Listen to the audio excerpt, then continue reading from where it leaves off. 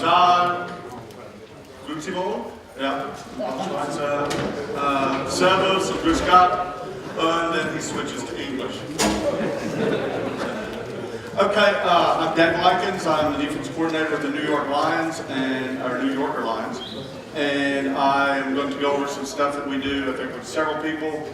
We're talking secondary play. We're going to talk about our front seven and some things that we have that we've done in the last few years. I'll introduce our defensive staff, who are all here except for one of our D-line coaches. We'll talk a little about our stats. We'll talk about our personnel and our structure, how we get into different fronts. We'll talk about alignment of three of our different fronts, which are our three main fronts. I'll talk about just general thoughts about stopping the run, rushing the passer, just things that we believe in, things that we teach, that we drill into our players. I'll show you the linebacker keys in our 3-3. We try to make them very, very simple. We want our guys to be very aggressive. We'll show some run fits, which again just fit in with the keys. And then some line stunts out of our 4-2 with the linebacker fills and reads. I'll talk about some run support coverage. We carry a lot of different coverages to help us stop the run. And we'll talk about our fire zone blitzes. We played a lot of fire zones. And once we get to it, then we will show some of last year's film of our first game against Dresden. We started the game at this point in the time last year. We had won the German Bowl and got run over during the course of the game. Had an excellent running back, had a really good offensive line, had a really good fullback, and they were driving down the game, and we made a hit. One of our players made a hit on Trevor Dean, and he fumbled the ball, or who knows what would have happened. But they were driving on us, sticking it down our throat, running it. We had a plan with a coverage in the game that we actually went back and have run with success, but I had not done a good enough job of teaching it. And in that game, we knew we had to make some changes, both personnel-wise and in what we did to be able to compete with Dresden, who at that point in time we knew we would have to beat to win our division and probably to get to the German Bowl. And they were our first opponent in the Big Six.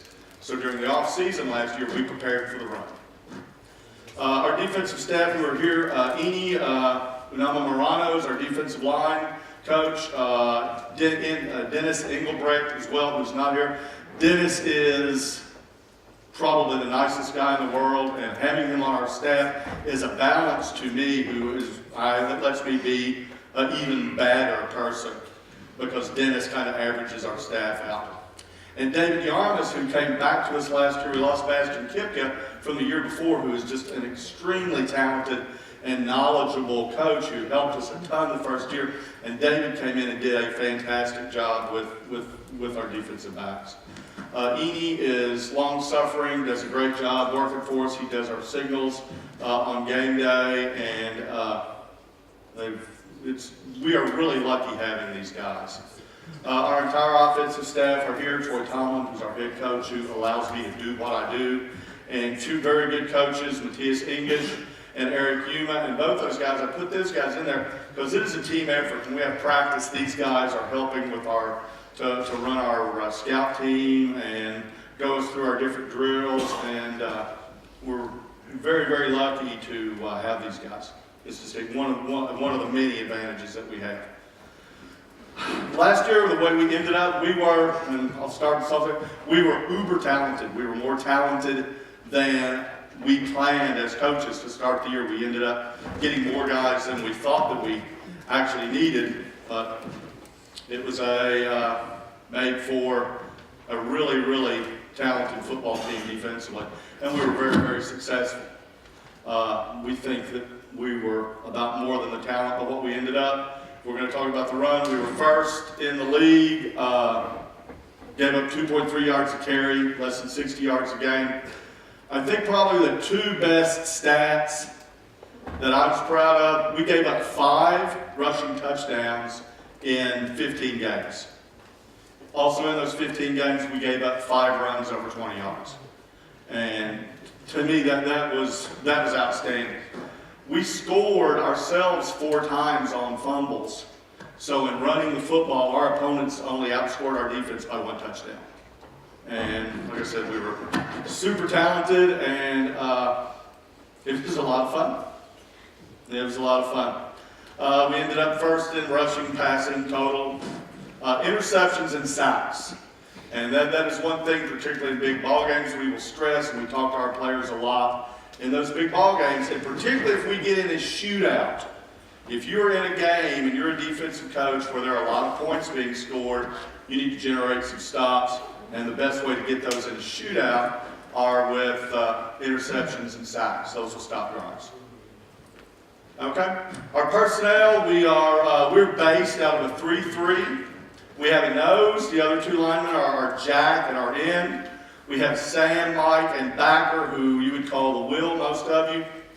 We have a spur and a whip. Those are our outside linebackers. Those are our hybrid guys who can play safety as well as play outside linebacker. And then we have a corner, a halfback, who is our boundary corner, and our free safety. And that's our personnel.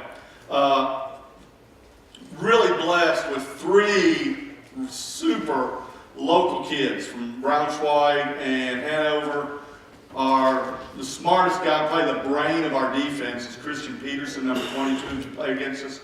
Just very, very bright football player, totally dedicated.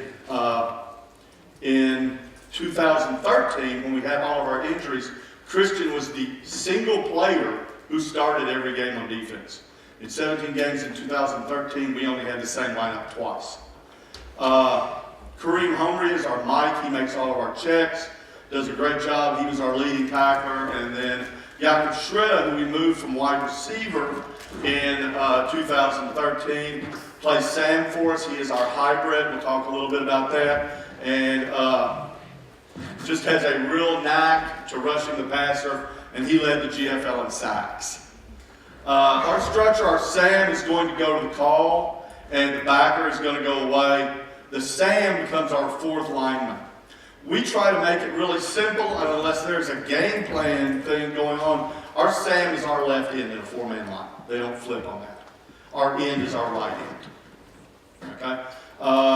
That just makes it simpler, makes it easier for them to get to line up. Our spur is a strong safety to the field. Our whip goes into the boundary, and it is our whip most of the time. We have also sent the spur deep, according to who the spur is, but it's our whip that lets us become a cover 2 team. He's the one who goes back and becomes our other secondary player, and that's where Christian plays. Our jack, he is so named because he is the jack of all trades, the English saying that we have. He does a lot. Our jack plays a 5, he plays a 2, he plays a 4, he plays a 3. So the other guys, the ends, play 5s and 6s. The nose plays a 0 and plays a 2. We did a little bit of a 1 last year and then kind of went away with it. Okay, that's our structure. Okay, what we're going to do, we're going to talk about Ram. I'm going to show you just cover 3. We do play some cover 3. We probably play a lot more cover 2 like most of y'all, according to that situation. And I'll talk about our 3 alignments and what we do with our 3-3. Then we have 3 different alignments. I'll talk to you about our reads and show you what our linebackers read. Okay? We'll also talk about getting secondary help out of the run, with our run support, with different coverages that we use. I'm only going to touch on those just a little bit, just to show you how you line up and how to get, for some of you, how you get more people in the box. You have to realize if you've got 2 light box and they're sticking the ball down your throat, you have to get more people in the box. So we'll talk about that, show a little bit of 3 fire, which is our fire zones, one of the things we primarily blitz out of, and then cover 1 of Okay? So, out of our odd stack alignment, odd means it's an odd front, there's an odd number of linemen, we're in odd techniques. We've got a 0, and then we've got 2 guys in 5s. We want to keep, on a run down, we want to keep and be a 3-3. We want them to have 5 blockers in there, and we want to have our 3 inside linebackers, all playing inside linebackers, and not reduced out on wide receivers. Okay, we want those guys to be in the box on those run downs, if we can get it. So we don't want to be in an okie look or a nose, 2 30 linebackers and 2 ends. We'll walk that linebacker down. We'll always tell our Mike, no matter where he cheats over, we tell our Mike, he has to be able to see clearly that backside A gap, because that's still his fill even if he cheats over. Okay? And if he gets where he has to see it through the nose, he's too far, or he doesn't have enough depth. Okay, that's a big deal for us, that Mike has to be able to get to. If he cheats over and they flow towards that backside, he's got to be there. Okay? So again, our goal, we want to have numbers and we want to have angles. Okay, so most of this I just talked about. Our nose. We put our ends in two different 5 techniques. We'll get in an ear 5. In other words, we'll get in a tight 5 with our ear on their ear. We'll get in a loose 5. That's a foot 5. That's our foot on their foot. The linebackers, we talked about balance. I'll talk about that. Our spurs, we're going to align, have different ways. If there's a tight end only, we'll just get up on the line. If we've got a tight end flanker, we're going to split the difference. We're going to be what we call half linebacker depth. Okay? In cover 3. Should it be cover 2, we'd probably walk up, get on the line of scrimmage. Okay? What we want to do, that is going to put us in the throwing lane. More so even than at 5, if there's only that one receiver there. Okay? A split in only, we're going to be half linebacker depth at an apex. And once we get multiple stand-ups, then we're going to move our people back to linebacker depth where we can reroute people and get our drops. Okay? It gives us more time to react if we have a quick receiver sitting there. Okay? Our corners are 7 or 8, something like that, and their width is going to be based on whatever set you're in and where you are on the field. Okay? Our free, he's usually at 12 yards, and although I think I looked up one time in our first game, and the free we just hired was at 20. I'm not sure nobody beat him deep, but we're looking to split the formation in half. Okay? So this is our balanced look. Okay? So if we line up and we're in cover 3, if you're balanced, we're going to be balanced. Right now we think with cover 3 here to stop the run, you have 5 blockers, we have 6 players. That's what we want. We have the box there that we want. Okay? We will tell the Mike right here, if they're under center, we don't want to be in that dead stack because now I can't see them. It's too many people to see through. It's like I can't line up and look straight through you and see what's behind you. So we'll cheat over just a little bit so he has vision of the cue and he has a vision of that back. If you give us a 2-back set, we're going to have what we call gap. We're going to gap either to your 2 receiver side, or we're going to gap if you have a tendency to run to the tight end side, we're going to gap over there. This gives us more people. We are now closer and we have angles. We like our Mike especially at 5 yards. Okay, we want him at 5 yards. We feel that helps his angle. That is also, in physics-wise, that's going to give him a running start if he has to come up and blast a blocker. Okay. There is cover 2 if we get a balanced set. You will notice if we go cover 2, we now have an extra guy here, the strong side, the spur, and one less to the backside. So we're going to bump those linebackers back a little bit, and that's going to even up our numbers with you, and also help that backer out to where he can be there. He can buzz for the 3-step by that number 2 player. Okay, so if we get a balanced set, that's just an 11 personnel look. That's how we would align with our cover 2. Okay? You give us trips, so that is another balanced look, although we call it bumped back. And then we would pull versus trips. Okay? So this is our normal rule. So if we say we gap, if we're balanced, we're balanced. We're dead on you. When we gap, we're going to move over 1 gap. Okay? When we pull, we're going to move over 1 man.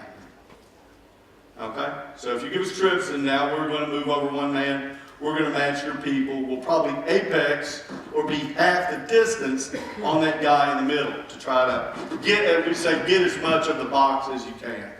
Okay? So by moving a man, you see the shade, the backer, he was here, and on this guy, he was on his outside shoulder. If he's in a dead stack, he's going to move to that guy's shoulder. The Mike was here, he's going to move up to head up. But again, that Mike has got to be able to see here. He's got to be able to see the ground and not be looking at it through the nose's ass. Okay? So that's the thing. Now, we don't always want to be like this, so sometimes when people give us trips, we'll kind of do something else. Okay? There's another type of run support coverage, because again, right now, if you run the football, we are now in a 5-man box. So on a rundown, we would try to stay away from that if we really feared the run by whoever you are. Okay? So again, and this is our Raider look. This is our old, when I first was in coaching forever ago, the first 2 teams I was with, we ran the old wide tackle 6, and this is still the vestiges of that. We're a 4-2 team now with who we have personnel-wise rather than a 4-4 team. But once you get into cover 2, again, you have the same situation that we just had, and you have a really light box here. Okay? There were times last year we were talented enough that we said, screw it. We'll have, when you're trying to stop somebody from running, we would have saying, okay, play man, get in quarters, don't put anybody off, give them a heavy box, dare them to throw. This year we were so good up front that we would say, okay, we're daring them. We're going to dare them to run. Just run it on us. And we wouldn't really care. We would line our one technique up away from where the back was and some things that really weren't good, but we dared them to run. Okay, so if you're going to play this against somebody's going to run that football, you had better be good. You're going to have to defeat blocks, and you're going to have to separate and get off of them to be able to do this. They've got you with the numbers. They have a blocker for everybody, and a guy running the football getting some push, you're going to get driven back. Unless you're really good. Okay, oops, I'm going the wrong way. And, okay, with this, that being said, now if you go to cover 3 here, or cover 1, you are now giving yourself a 6-man box. Okay, so again, this is something you may have to do on first down. You may want to play more cover 3. And again, with modern football, you have to figure out, how do I do this? How do I stop the quick pass? How do I stop wide receiver screen? Okay, but this here will give you, now you have a 6-man box with this, with your 4-man line, which probably most of you run. Okay? This is our 4-man line with playing cover 4, the way we play it, or man. And now we have a 7-man box. You're probably not going to have any success running the football. Okay, now we're going to play man now. Now we have them way outnumbered in the box. Okay, everybody, with where we are, with being, how do you use these different, your different secondary sets to help you get more people in the box? Cover 1's the same thing. Now we've got an 8-man box versus 21 personnel. We're playing man-to-man and 2 backs. Now you have more blockers. We have more guys in there. Again, trying to outnumber them in the box. Okay, everybody good with that? I don't know whose this was. I hope they do not have diseases, because I need a drink. Tastes okay. Okay, general thoughts, stopping the run. First of all, before X and O's, you got to defeat blocks and separate, and you have to tackle. If you can do those things, you're okay. If you can't, even X and O wise, if you're really, really good, you're probably not going to stop them. Okay? To stop the run in your base, be good at it. One thing we think with our base, when we've ran, when we find ourselves, as we go back at the end of the season, we compile everything, every snap, break it down. When we played our base and dropped 8, we were actually pretty good. With this thing, with the way our linebackers read it, what we think we have is we line up in a prevent defense, and we can stuff the hell out of the run. If our linebackers play it right, we can stuff the hell out of the run and drop 8. Okay. Talked about be able to commit enough numbers. If they're running it on you, football is about being tough. You have to be able to stop the run, period. If you can't stop the run, then, it's pretty much over anyway. Move this down. Move this down. Better. Okay, talent and matchups. That was one thing we thought they'd use here. If you're whipping, if you have 4 guys who whip 4 offensive linemen, you can give them a 5-man box. Okay? So that sometimes can make it easy. And then how do you run movement and blitzing to stop the run? This is one thing we believe in a lot. We run a lot of penetration stunts. In other words, penetration stunts that penetrate guys into those different gaps, and we're looking to get right behind those offensive linemen's feet and redirect and make plays. Muddling stunts, or kind of twists and crosses. Muddling means I'm going to make them not block me. I'm going to run some kind of twist where somebody's going to come free, where they're not going to have. We're going to have a guy who is unblocked. We're a big believer in compression stunts, and those are edge stunts where we're bringing somebody from the outside and where it is going to compress that play. Where they're going to take on that outside blocker, they're going to stop that thing, and now that play can't go to the sideline, it has to cut up.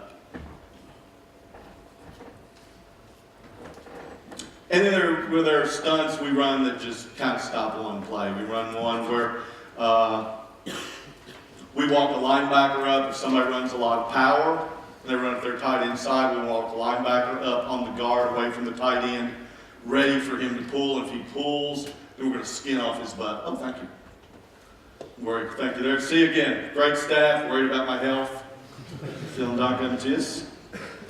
Okay. Good. Stopping the run. Defeating blocks. We have a run fit period that is very not live. It is kind of just a walkthrough. In America, we have a thing we call 1, 2, 3 red light when we're little kids. You go 1, 2, 3 red light, and we stop. That's how we do our run fits. We will start into a play, and we will blow the whistle, and we want guys to end up on the guy who was supposed to block them, and with their proper flipper free. Okay, with their correct arm free. And we want to stop the play right there. We don't want our guys to go ahead and run to the ball or anything. There, we just want to know who is going to block you and how do you defeat that block.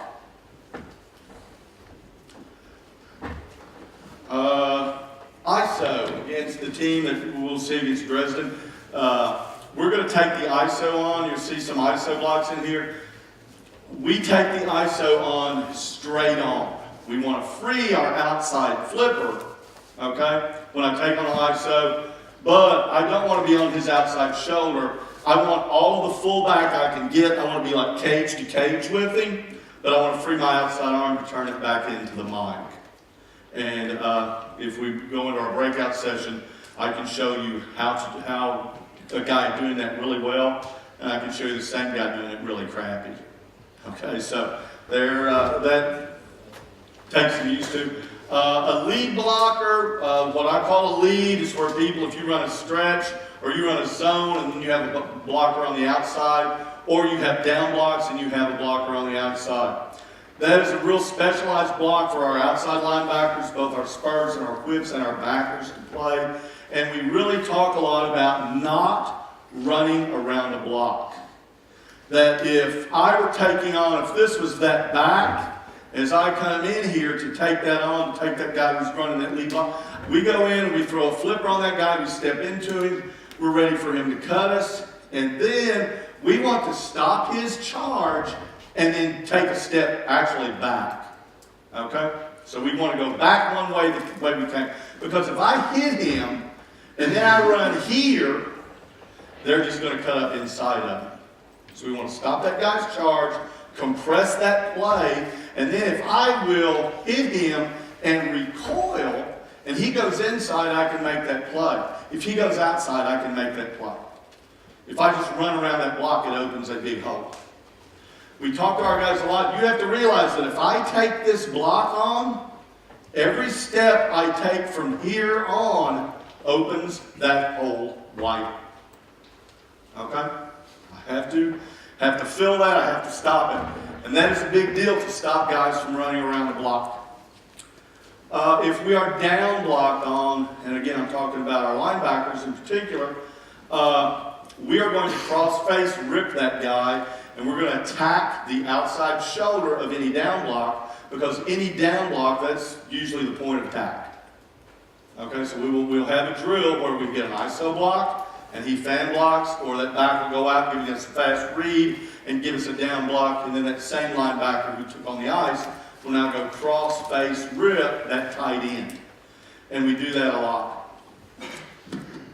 Tackling is a really, really big thing for us. I mean, it's huge on defense, and I've been over here for a long time, and I thought that our team this year tackled about as well as I've seen any team in Europe tackle. During the course of the German Bowl last year, they were running over us. Trevor D was excellent back, and the head coach kept screaming at our guys, go lower. Get him in the thighs. You got to get him down. If you tackle him up in the body, he was just running over people. And we bought ourselves some dummies to help us with that I'll show you here in a second. That allows us to go through what we met with West Virginia when we put this in, and they talked a lot about tackling, and they talked about these 4 parts of a tackle. That any tackle, you have an approach, you have a collision. If there's no collision, it's not a tackle. You're grabbing at it. And we'll tell our guys that. And if you look and you miss a tackle on film, we tell our guys which of these broke down. Did I have a bad approach? I took a bad angle? Did I not collision him? Did I try to grab him with my hands? Envelopment, that means I'm wrapping him up, okay? And finish. So maybe we don't envelop. Maybe we do envelop and we don't finish. He drags us, or he breaks through our envelopment. So what we got, we were able to, with these dummies here, these shadow men, these are actually out of Ireland. And these are rugby tackling dummies. And what this gave us was, we have the ability in every practice to go through all 4 phases of a tackle. We approach, we collision, we envelop that thing, and we finish. We do our high tackles on here. We also do our sweep tackles. And these will actually move. You can have guys, there's a harness. That took a little time. So you can move this thing so they're hitting a moving target. The bottom of this thing is filled with water, and when you hit it, it hurts. It is not like hitting a foam dummy. Our guys, from the very first time we did this drill, became believers in it. We did this throughout the season. We tackled every week live during practice. I don't say that. I think we had 1 week that we didn't do it. We didn't practice that well. We'll never do that again. And our guys became a big believer in this. It gave them a lot of confidence. But I'm a big believer in the old first Karate Kid, wax on, wax off. You've got to teach their bodies to do what you want to do. And we were really big at what we call a sweep tackle. And what we were going to do if we were going to sweep tackle is we were going to try to hit this thing. These are numbers or letters, I forget which. But we want to hit this thing right here. We want to hit this thing above the black. We want to hit it in the thigh. And if this were a man, we're going for that opposite thigh. Okay? We're going to go for that opposite thigh. We're going to throw our head up. We're going to shoot and wrap our arms. And then we're going to roll and take it down. And this lets us do that. So we're able to get, each player is going to go get 10, maybe a dozen full-speed tackles every practice. And it made a huge, huge difference because, you don't have the numbers to go tackle people. Or you don't do all 4 phases. You go and you kind of wrap the guy up, and you kind of stop. Or you can tackle your sled, you can't take it down. This lets you get actual full-speed tackles, and we thought these things were great. Our kids believed in them, and certainly as coaches, we did. There's other things. You can pull it out of that thing, and you can use the base of it to play off of chop blocks. They were awesome. They were awesome. I was a big believer in these things. Okay? Rushing the passer. We led the league in sacks. We've led the league in both sacks since we've been back at Braunschweig. The main thing, it's desire. We had, like I said, our Sam, who played wide receiver, he led the league in sacks with, in the virus. He led the league in sacks. I think he had 19. Probably actually had more. They called a lot of things tackle for loss and probably worse sacks for him. So our guys, you've got to want to get there. 90% desire. Have a plan. We want our guys to have 2 or 3 moves. You need to have a speed move, a finesse move, and a power move, and each one will set each other up. If you do the same thing every time, and we had a really good player last year who's coming back this year, and he was immensely strong, but all he wanted to do was speed rush. And we've really, really worked with him to get him to use the great strength that he has, and something that will set up his other, that will set up his speed rush if he will use his power. If you're not getting to the quarterback on 5-step drop, and they're picking you apart, send more numbers. We've always said, if 3 don't get there, send 4, if 4 don't get there, send 5 don't get there, send 6 don't get there, drop 8. So, talent and matchups affect that. We were really talented up front, as I've said, and you guys who played against us know, but we were not as successful this year with our 4-man rush as we were last year. Last year, the calls that got us the most sacks were 4-man rushes. We played more of them. And this year we were not as successful with our 4-man rush, but we were deadly since we sent 5. And just the way the year ended up. I'll show you some of our stunts that we use. Again, a lot of our stunt is just very basic. Linebackers B gap, ends go C. Ooh, let's switch it up. Our linebackers go C gap and pinch the ends. Those were, for us, we were good enough. Those were really good. Overload stunts, where we're going to send 2 linebackers to a side. Muddling stunts, again, where people cross, trying to get an unblocked guy. And then if you played against us and we kept saying we wanted to do this more and more, and did it quite a bit, we use an amoeba front, where we stand everybody up. We get back and have different things, and we wiggle around. And if you saw us play, that was a big part of our defense, and something we had a lot of success with that this year. I really like it, and our players really like it and believe it and want to do it.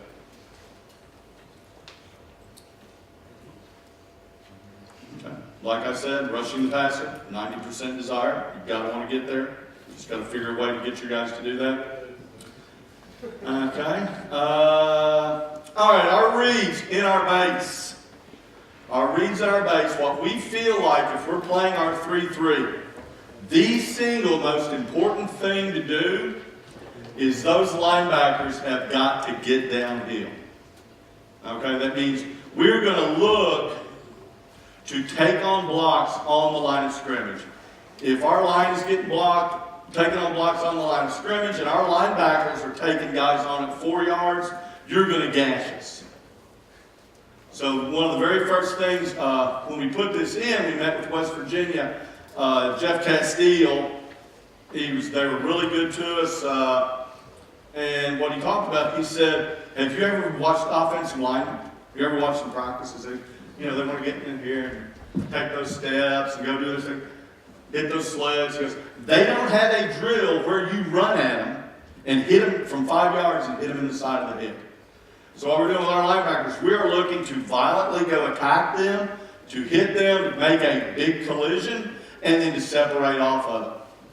We operate on what we call there are ladies here, so I'll lighten it up a little bit. We call the butthole theory, okay? If there's a butt in the hole, there is no hole. Okay? It doesn't matter if it's my butt or that offensive lineman's butt. We need to build a wall, and that needs to be solid. Okay? So we're looking. If you don't get downhill, you can't play this. You can't play a 3-3.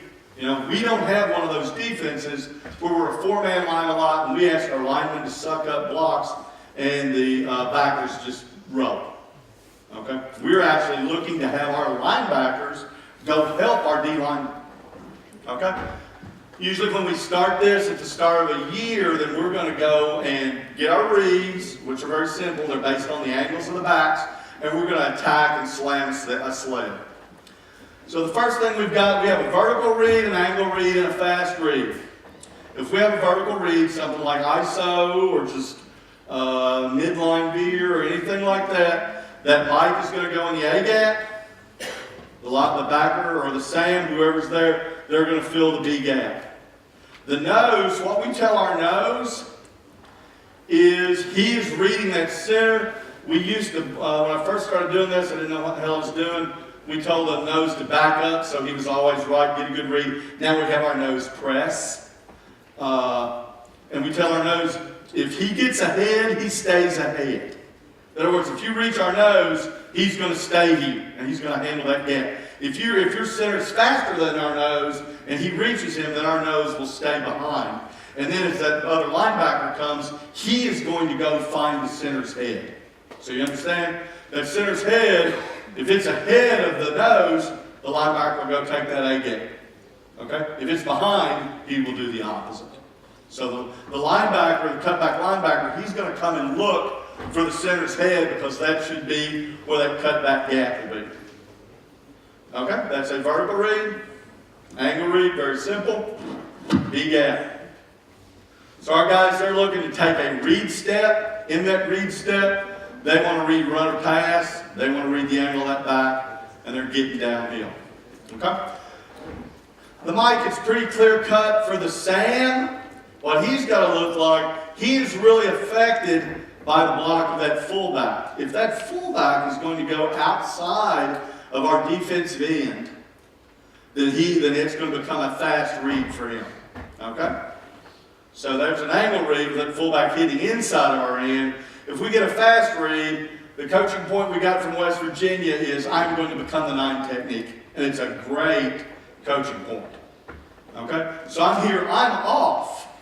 If he blocks, so what I'm doing now is I'm looking to become the 9 technique. You know 9 techniques, they're on the outside shoulder of that tight end. If that tight end head is here, I'm going to go get on his outside shoulder. What we have our guys do is go collide there. Okay? So we won't run up and just let our end get double teamed. What we're looking to do when we see a double team is we want that Sam to go down and splatter that block. Okay? Our defensive ends, they will get a little tighter when they got a tight end because we want to be very solid on that tackle's block. And then when he feels a double team, we don't go down, we tell him to press. We tell him to press on that tight end, and then we say help is on the way. And the Sam, if he's doing what we've told him to do, he will come and slam that tight end's outside shoulder, and it's going to knock the tight end back. Again, butthole theory, now he's in the way, and he's also freed up our defensive end. We will yell at them if they don't do that, even if they go make a tackle. We want that done. We want to help our teammates out. The mic and the nose, they've got to be a team. The backer and the Sam, the jacks and the ends, they've got to be a team as well when we do these reads. Okay, doubles here, just a balanced set of vertical read, what we're looking at.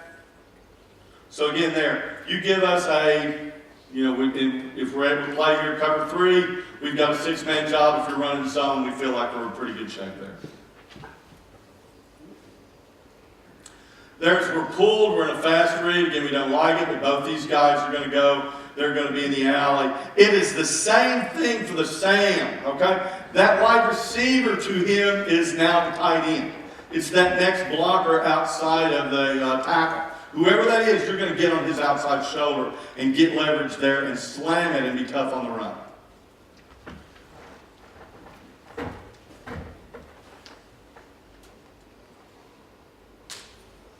Okay? Because this will be on the film, it will show, I guess, probably now in the breakout session. These are some of our run stunts that we do out of our 4-man look here, out of our Raider look. That you're going to see in our game against Dresden. And so what we're doing, we have angled down the line. We've gone to the strong side, to the set, to the field, whichever way we call that. And that backside linebacker now. And this is a really big thing, both on this and on that compression stuff that we'll show you, is the C gap that's the joint. That's where the thing is open. Okay? If we send a guy to the D gap and we pitch a guy in the B, the place that linebacker has to fill is that C gap. And they really, really have to be disciplined. And that includes on flow away. That includes flow away. We've taken where we had guys who were too fast. Anytime that we had that stunt, we did our read step out towards that. If you got a guy who constantly gets outrun or who counter gets to, we actually take him, read step back towards that C gap, now look for color coming back, and we try to physically slow that guy down. Because it's really important. Well, we've already sent everybody over there, we need you back here. Okay, if they go over there and they're able to run after we've slanted everybody over there, we're in trouble. Okay, but right here, this guy here, that's the big problem there on that one. Okay, and we'll show you this. We've also got a weak slant, the same thing. Our Mike now here, conversely, he has got to go here. Now he is our C-gap filler. We've got an alley guy here to help him, but they both pinched.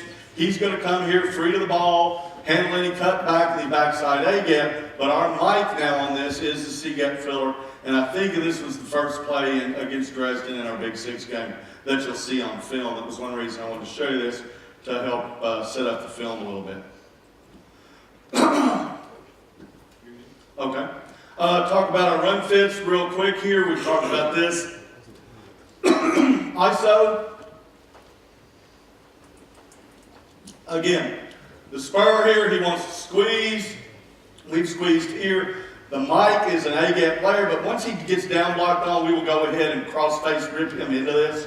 Our Mike was too small. He couldn't really, Kareem is a really good player, but against those 300-pound guards, he wasn't having a whole lot of luck of butthole fearing him back into the hole, so we're letting him cross-face rip. That just fits his ability. But these guys really got to go in here, and if we get a guy who's getting overpowered, I will tell you one thing, and the guys from Dresden know this, if you're getting overpowered, we will send him and have him go cut that guy's outside thigh.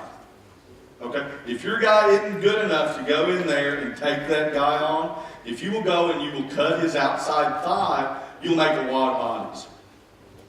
There'll be nothing for them to cut on. It will have to bounce itself out. Okay? That hole will close down. Again, butthole theory, you just put the fullback's butt and your butt in that B gap. That'll shut the ISO down. Okay? This is just kind of like what we talked about with our tight end. We want to see this double team. We want to attack it. Zone people talk about, okay, I'm going to take a step here. I'm going to ensure that block, and I'm going to go to the second level. Well, we tell our guys, we will bring the second level to you. So we want those guys, as that double team takes place, I've got to be there, and I've got to bust it up. And what we will get, it'll close that gap. With that guy's butt, it will free the nose and free yourself. Okay? Power is an angle read to us, but it will change this guy here, the Sam, if we get a down block. So we're B-gap here. Once he gets a down block, he is going to go do that. So if we get a power, he should go here. He should destroy that double team, and he should free that defensive end who is his partner. And that is a big deal. If you're doing that, you're stopping power. Okay? If you're doing that, you're stopping power. Mike has to cross-face rip if he gets down blocked by that tackle. Fast read, same thing. Become leverage, become an eye technique, leverage the Y. Zone and zone read. We've cross-keyed that before, but that depends on who that is. If they have a really good quarterback, then we may put both of them on there. If the quarterback isn't much of a threat to the run, we'll say, okay, we'll try to work out of it and get it. It's according to who you have. A lot of people have one of these guys is more talented than the other. One reason we have cross-keyed, it lets us let this guy be more solid. And again, butthole theory, that stuff, and close it down with that offensive tackle's body. And also we have a more agile player here in our backer or our Sam who can tackle the quarterback better than in the open field than that end could possibly. Okay? And again, also you're going to have people in modern day football for bubble and fast. Cover 3, we're okay with that. Obviously, cover 2, we're okay with that. Okay? Robber is just one of our stunts. We're going to run through some stunts here real quick for you. Robber it's one of our run coverages we really like. When we were at North Carolina, this was our base coverage. The free, what happens here, the main thing here with stopping the run, is the free is reading the number 2 receiver, and if he blocks, he is down right now. He is down right now in the C gap, what we call an alley player. We're looking to get an extra guy. And he is going to go to that 2 receiver side. And against, if you're getting 21 personnel in this look, it's a really nice coverage. The coverage itself is really good, and then it helps you against the run.